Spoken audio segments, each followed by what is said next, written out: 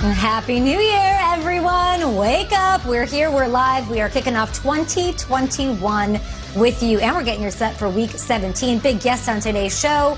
We've got David Montgomery, big matchup. The Chicago Bears hosting the Green Bay Packers. So many ins and outs, but more importantly, Happy New Year, everyone watching. GMFB brought to you by Intuit QuickBooks, Kyle Brandt, Peter Schrager, Nate Burleson. Guys, it's 2021.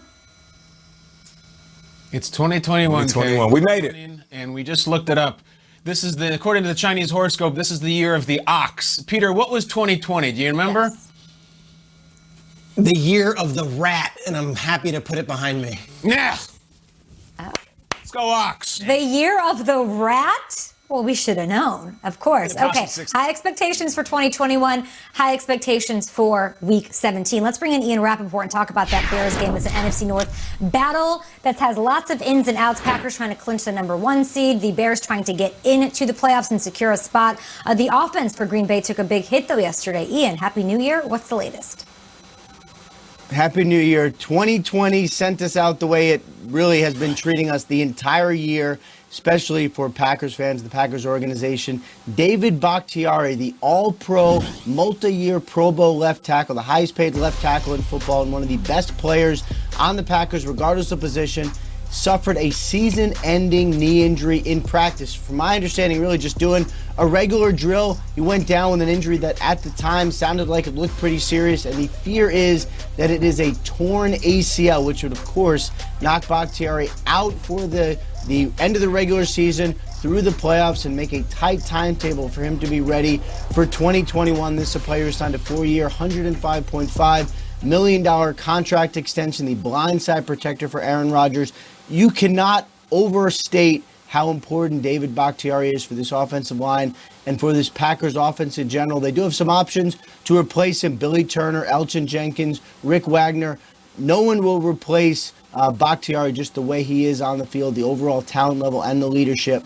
This is a difficult blow for the Green Bay Packers. Yeah, and the connection he has to his quarterback. They've been, exchanging like funny, pew-pews at each other all year long, but it just speaks to the closeness of them. I know Aaron Rodgers holds him in such high regard. The entire team does, really the NFL does. And it's going to be tough if they end up having a matchup up against the Saints if it shakes out. I mean, that pass rush with New Orleans is going to be tough without a guy like Bakhtiari. Thanks so much, Ian Rappaport. Let's take a look at the clinching scenarios. This game is huge for both sides. Nothing is secure. Huge stakes. They get the bye, the Packers do, and home field advantage throughout with a win or a Seahawks loss. The Bears get a wild card spot with a win on Sunday, or if the Cardinals lose to the Rams. Now, it's understandable some of the Bears players may want to watch the scoreboard a little bit. We get it. Matt Nagy was asked yesterday if they will take down the score of the other Week 17 games at Soldier Field. Take a listen. Yeah, I think that's probably the direction that we'll go as well. We got to worry about us, and we got to make sure that that we do everything we can to win this game. So we'll discuss that, go through all that. But if I had to lean one way or the other, I'm sure that most of us would want it that way. And I think that that's the right thing to do.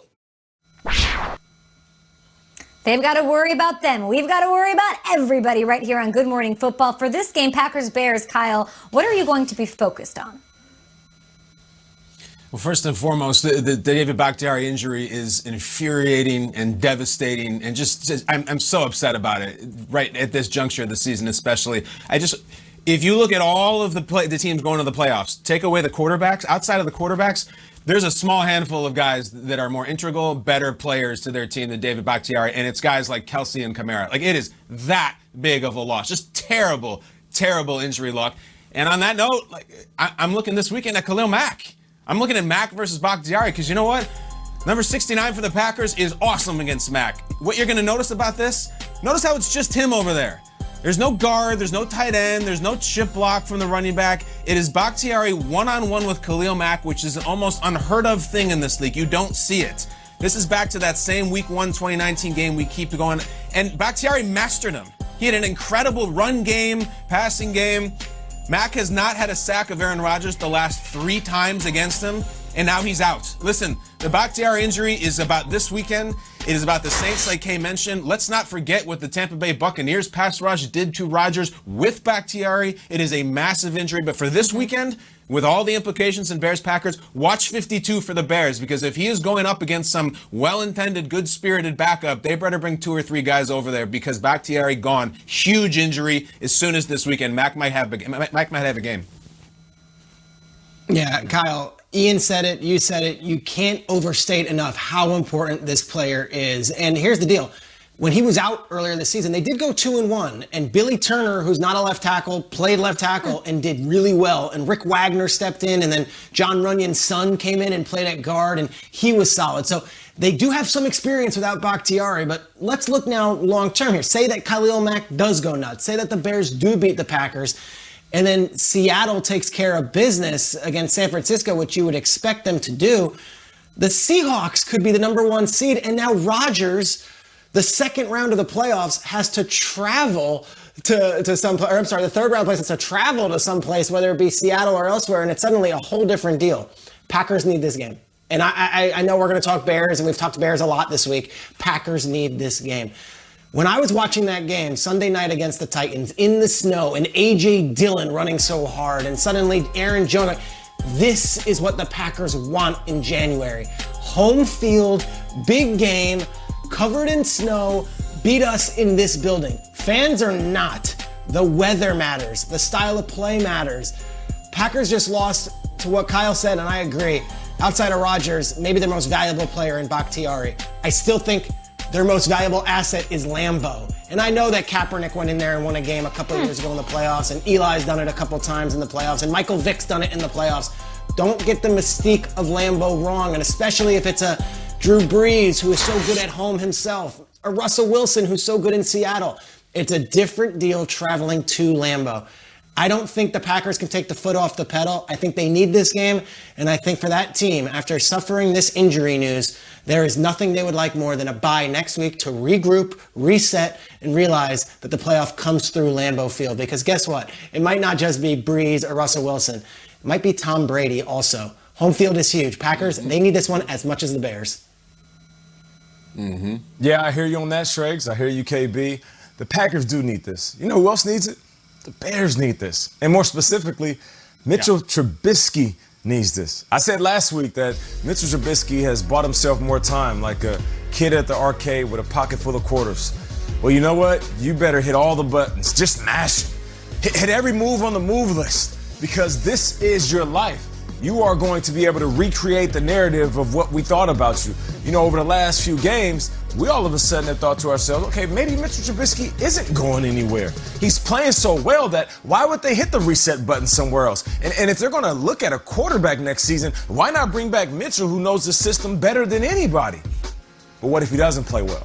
You know what? There's going to be a ton of people saying, see, I told you. No. You watched the game, right? That's the Mitchell Trubisky we all know. Like that's the guy I don't want to be our quarterback.